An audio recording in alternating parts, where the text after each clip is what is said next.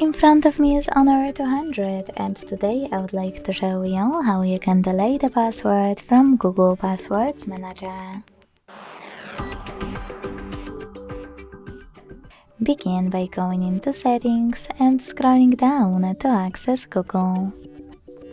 Then all Services, Autofill, Autofill with Google and Google Passwords Manager.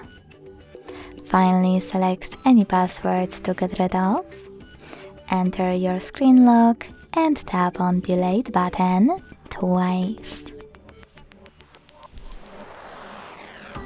Thanks so much for watching. If you enjoyed this video, leave a like, comment and subscribe. Bye!